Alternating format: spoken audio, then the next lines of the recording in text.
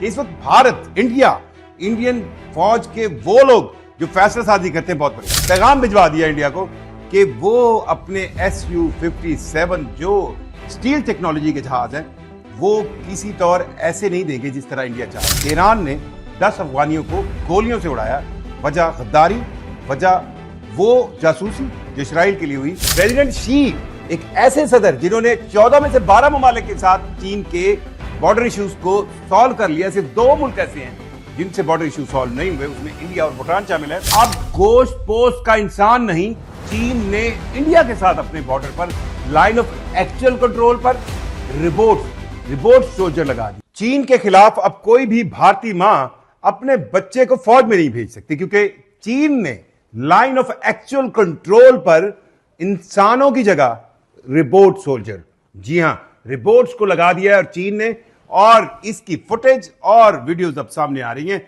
ये क्यों लगाया गया और इसकी लॉजिक क्या है उस चीन के पास जिसके पास असले के बहुत ढेर हैं। इस पर हम बहुत अहम बात करेंगे और साथ साथ आपको यह बताने की कोशिश करेंगे कि इस वक्त भारत, इंडियन फौज के वो लोग जो फैसला साजी करते हैं बहुत परेशान है। परेशानी की वजह यह है कि व्लादिमीर पुतिन ने जो अपने इंडिया का दौरा करना चाह रहे थे, उस दौरे से पहले पैगाम भिजवा दिया इंडिया को कि वो अपने Su-57 जो स्टील टेक्नोलॉजी के जहाज हैं वो किसी तौर ऐसे नहीं देंगे जिस तरह इंडिया चाह रहा है। और दूसरी तरफ भारतीय जो एक्सपर्ट हैं वो ये सोचने पर मजबूर हैं कि अब उन्हें अपनी स्टील टेक्नोलॉजी तक पहुंचने के लिए गैप को किस तरह खत्म करना होगा। और साथ साथ इस खित्ते के अंदर एक जो सबसे बड़ी डेवलपमेंट है वो ये है कि ईरान ने 10 अफगानियों को गोलियों से उड़ाया, वजह गद्दारी, वजह वो जासूसी जो इस्राइल के लिए हुई।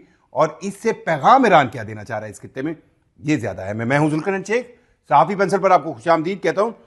चीन और इंडिया के दरमियान एक जंग हो चुकी है। 1962 की इस जंग में चीन ने Nipah, north east frontier agency के मामले पर इंडिया ने चीन पर हमला किया था, नीफा को बहाना बनाकर, और चीन ने इंडिया को इसमें दुर्गत बनाई थी। इंडिया की दुर्गत बनाकर चीन इंडिया में घुस आया था। और उसके बाद जब इन दोनों ममालिक के दरमियान जंगबंदी हुई, और उस जंगबंदी के बाद जो लाइन ऑफ एक्चुअल कंट्रोल, क्योंकि अभी तक इंडिया और चीन के दरमियान बॉर्डर के मामला हल नहीं हुए, और प्रेसिडेंट शी एक ऐसे सदर जिन्होंने 14 में से 12 ममालिक के साथ चीन के बॉर्डर इश्यूज को सॉल्व कर लिया। सिर्फ 2 मुल्क ऐसे हैं जिनसे बॉर्डर इश्यू सॉल्व नहीं हुए, उसमें इंडिया और भूटान शामिल है। यह भी बात मैं आपको थोड़ा सा डिटेल में बताऊंगा। लेकिन जब लाइन ऑफ एक्चुअल कंट्रोल पर इस 1962 की जंग के बाद चीन और इंडिया के दरमियान मुज़ाकरात हुए, तो यह बात तय पाई, यह मुआहदा हुआ कि दोनों ममालिक की अफवाज, क्योंकि दोनों बहुत बड़े मुल्क हैं, इस बॉर्डर के ऊपर गोली नहीं चलाएंगे, उनके पास बंदूक नहीं होगी। अगर कोई झड़प मामला हुआ तो वो जो है हाथापाई और लड़ाई मार कुटाई से होगा। और उसका हमने गलवान में आज से 5 साल पहले 2020 में अमली तौर पर एक झड़पें या आप कह लें हाथापाई वाली लड़ाई देखी, जिसमें 16 भारतीय फौजी हलाक हुए, 4 चीनी फौजी भी इसमें जाँ बाक हुए। और इसके बाद चीन फिर चीन है, चीन एक सुपर पावर है, चीन हर चीज का हल निकालना जानता है।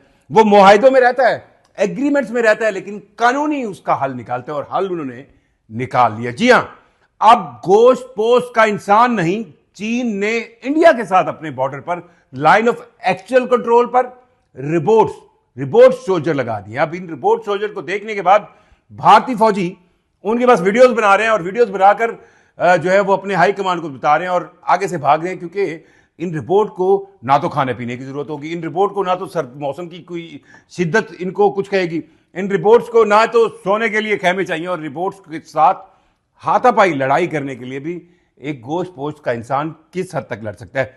चीन ने इसका हल निकाल लिया, और अब तक की इतलात के मुताबिक इंडिया और चीन के दरमियान जो लाइन ऑफ एक्चुअल कंट्रोल है उसकी मुताद्दिद पोस्टों पर चाइना ने अपने रिपोर्ट सोल्जर जो है वो तैनात कर दिए हैं, जिनके साथ हाथापाई लड़ाई चीनी इन रिपोर्ट फौजियों का भारतीय गोश्त पोस्ट के इंसान करेंगे। अब इसके बाद कौन सी मां जो है वो भारत के अंदर फौज के अंदर जो है अपने बेटों को भेजेगी इस गोश्त पोस्ट की इंसानों को रिपोर्टों से लड़ने के लिए। ये एक ऐसी डेवलपमेंट है जिसके बाद अब इंडिया को समझ आ रही है कि वो अब चीन से पंगा इज नॉट सिंगा फॉर हिम, और अगर वो चीन से पंगा करेगा तो उसका असर क्या होगा।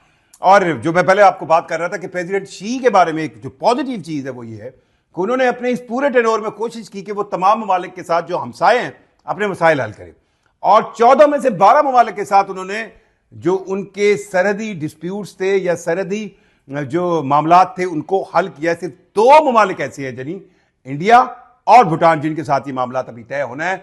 और अब कमाल की बात प्रेसिडेंट शी के बारे में ये देखें कि उन्होंने जब ये मामलात 12 ममालिक के साथ तय हो गए तो उन्होंने तमाम पिछले यानी जो पुराने नक्शे थे वो जलवा दिए, और उन्होंने ये कहा कि अब इन मामलात को दोबारा आने वाले टाइम में कोई गड़े मुर्दे ना उखाड़े। सो ये है पॉजिटिविटी। लेकिन चीन के साथ इंडिया जिस तरह मामलात को चला रहा है, अब चीन उस पर पीछे हटने वाला नहीं। और जो वो औरत वाला वाकया था अरुणाचल प्रदेश वाला, वो तो आपने सारा ही सुना था कि अब वो चीन अरुणाचल प्रदेश की पैदाइश के किसी भी भारतीय शहरी को भारतीय शहरी नहीं मानता, और वो उसको यही कहता है कि आप पासपोर्ट ले लें, आप पासपोर्ट चाइना का ले लें। अब इस वाकये को लेकर चाइना ने कोशिश की कि वो कहे ना चाइनीज बोगीमैन टाइप में वेस्ट को उसी तरह पागल बनाया जिस तरह 1962 के वॉर में बनाया था। क्योंकि इस वॉर पर मैंने खुद एक पर्सनल स्टडी जो हमारी मास कम्युनिकेशन की एक रिसर्च थी उस पर की थी, तो मुझे अंदाजा हुआ कि यार क्यों भारत उस वक्त जब उसे पता था कि चीन से बहुत मार पड़नी है उसने ये जुर्रत की कि चीन पर हमला करे। तो जवाब ये मिला जो शॉर्ट लाइन में कि पूरा वेस्ट, अमेरिका, वेस्ट, यूरोप, वो इस रीजन के अंदर पाकिस्तान को सपोर्ट करता था। उसकी वजह ये थी कि इंडिया रशियन ब्लॉक में था, सोवियत यूनियन के ब्लॉक में था, और सर्द वॉर, कोल्ड वॉर एरा में जो अगर वेस्ट किसी मुल्क से चालू था वो चाइना था। क्योंकि उस वक्त कम्युनिज्म का एक आप कहें ना एक सर्द वॉर में वेस्ट वर्सेस कम्युनिज्म था, और इस वेस्ट वर्सेस कम्युनिज्म को रोकने के लिए उन्हें जो इंडिया ने चाइना के साथ एक जानबूझकर पंगा लिया सिर्फ ये साबित करने के लिए नहीं हमें भी खतरा है चीन से, और फिर उन्हें मगरिब की सपोर्ट मिली।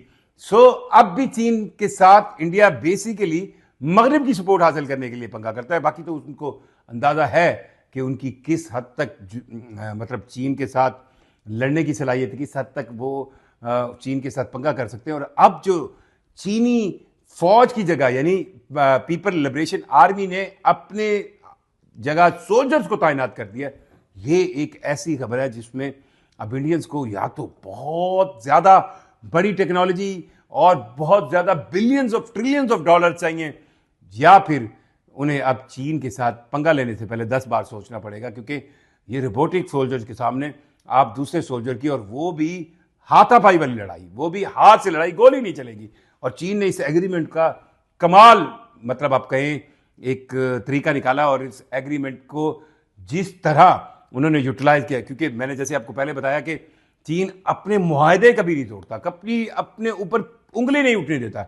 जो भी मुआहदा होता है वो उसको एज इट इज फॉलो करते हैं। और इंडिया और चीन के दरमियान 1962 की जंग के बाद ये मुआहदा था कि लाइन ऑफ एक्चुअल कंट्रोल पर दोनों ममालिक की अफवाज जो है वो वेपन यूज नहीं करेंगी, वो गोली नहीं चलाएंगी, उनके पास एमुनिशन नहीं होगा, और वो अगर लड़ेंगे तो हाथापाई से लड़ेंगे। और उस हाथापाई का जो हल निकाला है चीन ने वो यही निकाला है कि अब रोबोट से बने हुए सोल्जर्स जो हैं वो सैकड़ों की तादाद में पहले फेज में और हजारों की तादाद में दूसरे फेज में तैनात किए जाएंगे। और अब इसका इनके सामने लड़ने के लिए गोश्त पोस्ट के इंडियन फौजी होंगे। सो अब फैसला जो है आपके सामने हो ही जाएगा अगर इंडिया ऐसी कोई जरूरत करता है। आप अपनी राय से हमें जरूर आगाह कीजिएगा, मुझे जरूर करना चाहिए। इजाजत दीजिए, अल्लाह हाफिज।